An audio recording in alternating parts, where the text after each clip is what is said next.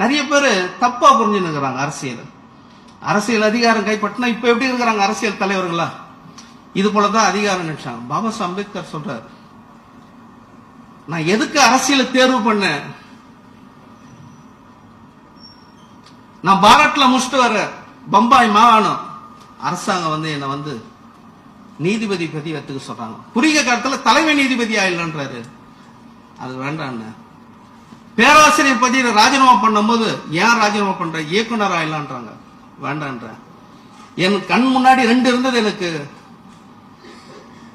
3000 ரூபாய் சம்பளம், ஓய்வு பெற்ற பிறகு 1000 ரூபாய் பென்ஷன் கிடைச்சிருக்கும், வீடு காரு கிடைச்சிருக்கும். அன்னைக்கு மாதம் 200 ரூபாய் கூட எனக்கு வருமானம் கிடையாது.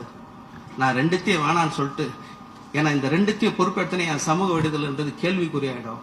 அதனால இந்த சமூக விடுதலைக்கு என்ன தேர்வுன்றதை நான் பார்த்தேன். அரசியல் தான் இந்த சமூக விடுதலைக்கு ஒரே பாதைன்றத அரசியலை தேர்வு பண்ணன்ற. இந்த அரசியல் மூலியமா என்ன அவர் பயன்பட்டார்?